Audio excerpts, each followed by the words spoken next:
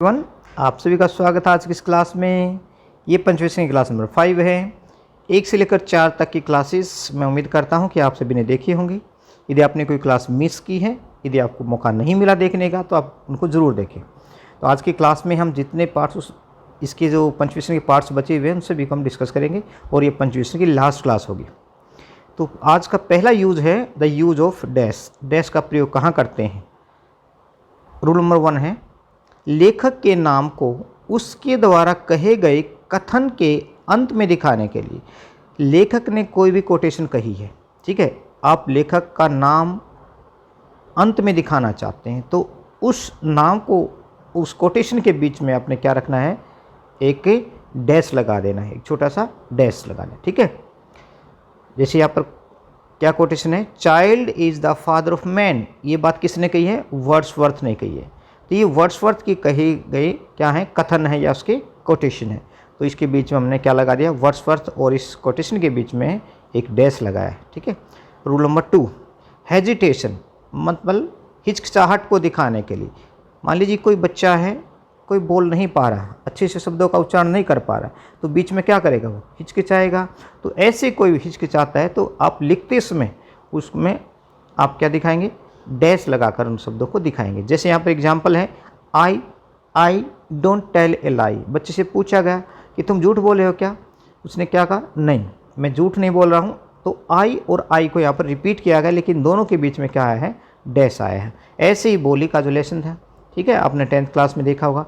तो उस लेसन के अंदर भी जब टीचर उससे भोली का नाम पूछती है तो भोली जो है वो हकलाती है और अपने नाम को अच्छे से नहीं उच्चारित कर पाती है। वो क्या कहती है, भय भय भय भोली। इस प्रकार से भय भय भय कर वो अपने नाम को उच्चारित करते और लास्ट में अपने नाम को बोल देती है।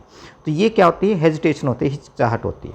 रूल नंबर 3 है, डैश का प्रयोग लोप हुए अंकों के लिए भी करते हैं। लोप का मीनिंग क्या है, बीच में कोई चीज़ मिस है, ठीक है, मतलब आपने उसको नहीं दिखाया है, तो उस अंकों के आप मिस हुए अंकों के लिए भी आप डैश का प्रयोग कर सकते हैं। कैसे? जैसे आप मान लीजिए आप पेज नंबर 20 से 25 को दर्शित करना चाहते हैं, प्रदर्शित करना चाहते हैं, तो आप क्या कहेंगे, पेज 22 25। बोलने में तो आपने क्या बोला, 22 25, लेकिन लिखते समय आप इस प्रकार से डैश लगाकर भी लिख सकते हैं। ऐसे ही चैप्टर 5 to 7 अगर आप ऐसे बताना चाहते हैं तो 5-7। कोई ईयर को दिखाना चाहते हैं तो 1990 to 2026 आपने ऐसे लिखना चाहते हैं तो यहाँ पर आपने क्या दिखा दिया है कि डैश दिखा दिया। तो अंकों का जो लोप हो जाता है बीच में, उसको आप दर्शाने के लिए डैश का प्रयोग करेंगे। नेक्स्ट है punctuation mark, inverted coma. Inverted coma का प्रयोग कहाँ किया जाता है, देखिए, use of inverted coma. Rule number 1 है, डायरेक्ट नरेशन में रिपोर्टेड स्पीच को बंद करने के लिए, मतलब इन्वर्टेड कोमा के अंदर, जैसे यहाँ पर ऐसे इन्वर्टेड कोमा ये शुरू होता है और ये अंत होता है ऐसे, ठीक है। तो इसको आपने क्या करना है, इन्वर्टेड कोमा के अंदर बंद करना है। किसको? रिपोर्टेड स्पीच को। देखो, नरेशन जो होती है, डायरेक्ट स्पीच का जो वाक्य होता है हमारा, उसके अंदर 2 पार्ट होते हैं। पहला पार्ट होता है रिपोर्टिंग वर्ब, जैसे यहाँ पर ये दिया गया रिपोर्टिंग वर्ब, और ये वाला जो इन्वर्टेड कोमा के अंदर लिखा जाता है उसको रिपोर्टेड स्पीच बोलते हैं, ठीक है। ये वाला पार्ट क्या होगा, रिपोर्टिंग वर्ब, और इन्वर्टेड कोमा के अंदर का पार्ट को क्या बोलते हैं, रिपोर्टेड स्पीच।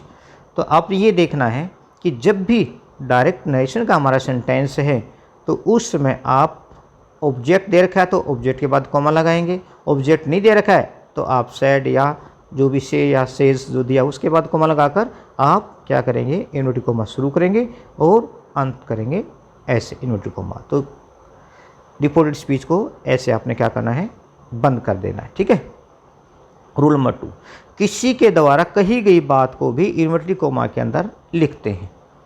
जैसे जॉन कीट्स ने ये कहा, a thing of beauty is a joy for ever, ये फुल स्टॉप लगाना है, ठीक है। ये गलती से क्वेश्चन मार्क लग गया, गलती से लग गया, आप इसको हटा देंगे क्वेश्चन मार्क को, ठीक है, ऐसे लगाएंगे। A thing of beauty is a joy for ever, ये कीट्स ने कही ना, तो किसी के द्वारा कही गई बात को भी आप इन्वर्टेड कोमा में लिखकर आप बता सकते हैं, ठीक है। रूल नंबर 3, आप किसी पुस्तक का नाम, किसी कविता का नाम, किसी कहानी का नाम, नाटक का नाम, फिल्म का नाम, ठीक है, इन्वर्टेड कोमा में आप लिख सकते हैं। जैसे I have read Nehru's discovery of India, मैंने नेहरू द्वारा लिखी गई डिस्कवरी ऑफ इंडिया पढ़ी है, ठीक है, भारतीय खोज नामक जो है ना किताब नेहरू जी ने लिखी है, तो मैंने वो पढ़ी है या मैं पढ़ चुका हूँ।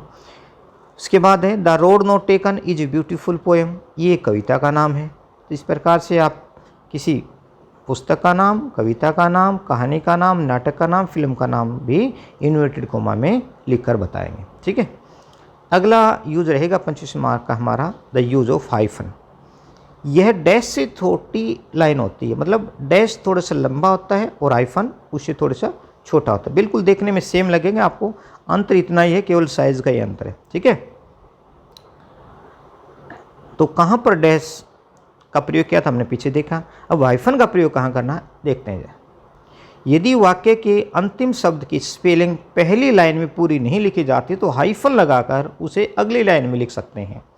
क्या कहा है, आप कोई स्पेलिंग लिखना चाहते हैं और वो जो स्पेलिंग है वो आपकी पहली लाइन में पूरी नहीं हुई, ठीक है। क्यों नहीं पूरी हुई, हो सकता है कि भाई आपका पेज ख़त्म हो गया और आप आगे लिखना चाहते, जैसे मान लीजिए यहाँ तक ये हमारा पेज है, कॉपी का पेज है, हालांकि यहाँ पर स्पेस है लेकिन हम मानते हैं कि हमारे कॉपी का पेज जो है यहाँ पर ख़त्म हो जाता है, ये लास्ट है, ठीक है। इसके बाद हम देख रहे हैं कि हमारी जो स्पेलिंग वो पूरी नहीं होगी, तो हमने क्या करना है, उस बचे हुए पार्ट को आगे लिखना है, लेकिन ऐसे नहीं लिखना, उसमें क्या लगाना, हमने एक हल्का सा ऐसे हाइफन देना, ठीक है। तो I did not meet Ram yesterday, हम येस्टरडे लिखना चाहते हैं लेकिन पूरा नहीं लिखा गया, तो बचे हुए पार्ट को आप ऐसे लिखेंगे। आगे हैं 21 से लेकर 99 तक के, ठीक है, 21 से लेकर 99 तक के जितने भी कंपाउंड नंबर्स हैं, मिश्रित जो संख्याएं हैं, उनको लिखते समय आप उनके बीच में क्या लगाएंगे, हाइफन लगाएंगे। मान लीजिए आप कहना चाहते हैं 39 फीट, आप ये लिखना चाहते हैं, ठीक है, 39 फीट, 39 फीट लिखना चाहते हैं तो आप ऐसे लिखेंगे 39 फीट, ठीक है। ऐसे ही 95 माइल्स, मतलब 95 मील आप लिखना चाहते हैं तो 95 माइल्स, ठीक है। नेक्स्ट देखो, इसी तरह अन्य कंपाउंड वर्ड्स, मतलब मिश्रित शब्दों के बीच में भी आप क्या लगाएंगे, हाइफन लगाएंगे, ठीक है। कंपाउंड वर्ड्स जैसे father in law, mother in law, toothbrush, ठीक है, प्रिजन ऑफ वार, तो इनके बीच में आपने देखा ये क्या लगे हुए हैं, हाइफन लगे हुए हैं, तो ये आपने हाइफन लगाने हैं कंपाउंड वर्ड्स के बीच में, ठीक है। फ्रैक्शन पार्ट्स को भी अलग अलग करने के लिए हाइफन लगाते हैं। फ्रैक्शन समझते हैं, जैसे आपने लिखा 2/3, 2/3 आप लिख रहे हैं तो आप कैसे दिखाएंगे, 230, ठीक है। आप 7/5 लिख रहे हैं, आप उसको दिखाएंगे 7/5, ठीक है। ये क्या हो गया, फ्रैक्शन पार्ट्स। अगला रूल है, किसी रूट वर्ड अर्थात मुख्य जो शब्द होता है, रूट वर्ड कौन सा होता है, मुख्य शब्द, ठीक है, और प्रीफिक्स, प्री का मीनिंग था पहले, प्री का मीनिंग क्या होता है, पहले, ठीक है। जो रूट वर्ड से पहले जो शब्द जोड़ा जाता है उसको क्या बोलते हैं, प्रीफिक्स बोलते हैं, ठीक है। तो उनके बीच में आपने क्या रखना है, हाइफन रखना है। सिर्फ प्लांट हमारा रूट वर्ड हो गया, प्लांट से पहले हमने क्या जोड़ा, प्री, तो प्री प्लांट, पहले से ही जो सुनिश्चित होते योजना उसको बोलते हैं प्री प्लांट, तो हमें प्री जोड़ना है, तो प्री और प्लांट के बीच में हाइफन आ गया। हर किसी वर्ड के साथ नहीं ऐसा होता है, ठीक है। सब इंस्पेक्टर, अब इंस्पेक्टर क्या है, रूट वर्ड है, इसके लिए हमने क्या लिखा, प्रीफिक्स क्या जोड़ा हमने, सब, तो क्या बनेगा सब इंस्पेक्टर, लेकिन डैश यहाँ पर जो ये लगा हुआ है वो आपने देखना हाइफन लगा हुआ है, ठीक है। बी लाइक के जैसा। नेक्स्ट रूल है हमारा, यूज हो जाएगा यूज ऑफ एपोस्ट्रोफी। एपोस्ट्रोफी का प्रयोग कहाँ करते हैं, यह विराम चिन्ह जो है, ठीक है, अधिकारात्मक मतलब पोजीशन, अधिकार दिखाने की बात को प्रकट करने के लिए प्रयोग किया जाता है। एपोस्ट्रोफी का प्रयोग कहाँ किया जाता है, पोजीशन को बताने के लिए, अधिकार को दिखाने के लिए। किसको दिखाता है, पोजीशन मतलब अधिकार को दिखाता है, ठीक है।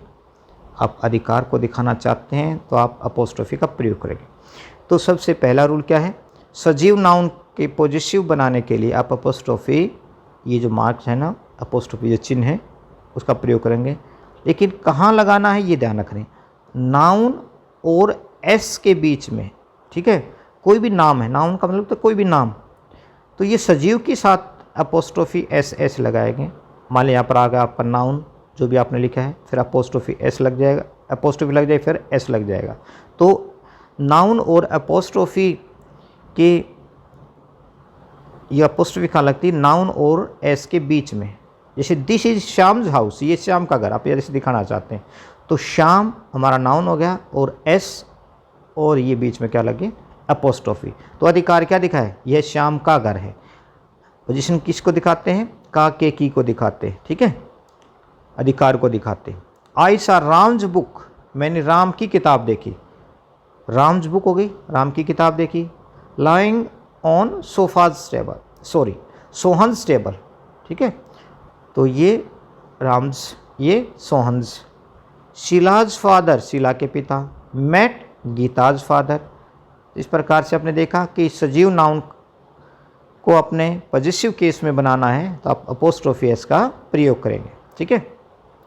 लेकिन कई बार क्या होता है, पहले से ही एस लगा हुआ हो, तो ऐसे बहुवचन नाउन जिनके पीछे एस आता है उनमें आप केवल अपोस्ट्रोफी लगाएंगे, ठीक है। तो एस तो पहले ही लगा हुआ है, वो कहाँ लगेगा? एस के बाद लगेगा।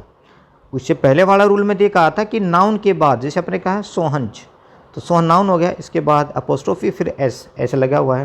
लेकिन यहाँ पर क्या कहा है? एस के बाद अपोस्ट्रोफी लगी, दोबारा से एस नहीं लगाना। दिस इज़ गर्ल्स स्कूल, यह लड़कियों का स्कूल है। यदि आपने ऐसे कर लिया ना, गर्ल स्कूल, यदि आपने अपोस्ट्रोफी ऐसे लगा दी, गर्ल स्कूल लिख दिया, क्योंकि स्कूल एक लड़की का थोड़ी ना है, स्कूल तो सभी लड़कियों के लिए हो रहा होता है, ठीक है, ये आप लड़कियों के लिए बता रहे हैं, तो गर्ल्स स्कूल से ये गलत हो जाएगा, ऐसा आपने नहीं करना है, ठीक है। लड़कियों का स्कूल है तो गर्ल्स क्या हो गया? प्लूरल हो गया, बहुवचन हो गया, और अपोस्ट्रोफी लगेगी, बाद में एस नहीं लगा, ठीक है, नहीं लगाना। आगे देखिए, that is the kids room, यह बच्चों का कमरा है, बच्चे का नहीं, बच्चों का कमरा है। She went to a boys hostel, वह लड़कों के हॉस्टल गई, ठीक है। The teachers room are separate, अध्यापकों के कमरे अलग होते हैं, ठीक है, यह अलग हैं। नेक्स्ट रूल देखिए, अक्षरों तथा संक्षिप्त रूप में लिखे हुए गए शब्दों का बहुवचन बनाने के लिए भी आप अपोस्ट्रोफी लगाते हैं। मतलब आप बहुवचन बनाते हैं तब भी अपोस्ट्रोफी का प्रयोग कर सकते हैं, लेकिन किसका? कोई अक्षर है या कोई संक्षिप्त रूप इसका दिया हुआ है, एब्रीविएशन दिया हुआ है। तो जैसे आपने MLA है, MLA का बहुवचन बनाना है, ठीक है, तो कैसे बनाएंगे? MLAs अपोस्ट्रोफी एस लगाकर। MP का बनाना है MPs, 3 का बनाना है 3s। मान लिया आपने ये लिया, एक अक्षर है टी, टी का बहुवचन क्या होगा? टीज। ऐसे ही कोई भी अंक है 3 हो जाएगा तो 3s, ऐसे, ठीक है। तो अंक जो होते हैं या कोई अक्षर होता है उसका या कोई संक्षिप्त रूप होता है, उसके बाद आप अपोस्ट्रोफी लगाएंगे और एस लिख देंगे तो उसका बहुवचन बन जाएगा। नेक्स्ट रूल है, किसी अक्षर के स्थान पर भी आप अपोस्ट्रोफी लगा सकते हैं। अक्षर का मतलब आप कोई शब्द लिख रहे हैं, ठीक है, उस शब्द में आपने किसी एक लेटर को आपने क्या कर दिया? मिस कर दिया, तो उस मिस को हम ऐसे नहीं छोड़ना कि ऐसे छोड़ दिया, नहीं, तो उसके स्थान पर आप क्या लगाएंगे? अपोस्ट्रोफी लगाएंगे। ये प्राय आपने जरूर देखा होगा, डू नोट को ऐसे लिखा हुआ जरूर देखा होगा, ठीक है, डोंट। तो डोंट क्या है? डू नोट को हम डोंट में लिखते हैं, लेकिन हमने अपोस्ट्रोफी लगाई है किसके स्थान पर? देखो, डू भी आ गया, एन भी आ गया, ओ नहीं आया, तो ओ को हमने ऐसे नहीं हटा देना, इसके स्थान पर क्या लगा दिया? अपोस्ट्रोफी लगा दी। ऐसे डज नॉट में भी हमने ओ को हटाया है तो अपोस्ट्रोफी टी बन गया, तो डजंट बन गया, ठीक है। विल नॉट को वॉन्ट बना दिया, दैट इज को दैट्स बना दिया, है ना। ओ क्लोक ये लिखा हुआ आपने जरूर देखा होगा, ऑफ क्लोक, ठीक है, तो ओ क्लोक ऐसे लिखते हैं, यहाँ पर एफ के जगह पर हमने क्या कर दिया? अपोस्ट्रोफी लगा दी। तो ये थे हमारे आज के पंक्चुएशन मार्क्स। तो पंक्चुएशन मार्क की लास्ट क्लास है, इससे पहले वाली जो क्लास है आप बारी बारी से ज़रूर देखिए, यदि आपने नहीं देखी हैं तो, ठीक है। आप अच्छे से नोट्स बना लें और उनको आप समझें। कहीं भी डाउट रहता है तो आप कमेंट बॉक्स में लिखें, मैं आपके लिए हमेशा अवेलेबल रहूँगा। और इसके बाद आपके जो एग्ज़ाम्स में 10th या 9th के एग्ज़ाम में जो आए हुए हैं वो आप करके देखें, ठीक है, आप प्रैक्टिस करें। कहीं भी डाउट लगता है तो आप उस सेंटेंस को आप कमेंट बॉक्स में डालें, मैं उसमें आपकी हेल्प करूँगा। ठीक है, तो मिलते हैं नेक्स्ट किसी ऐसी अच्छी वीडियो को लेकर।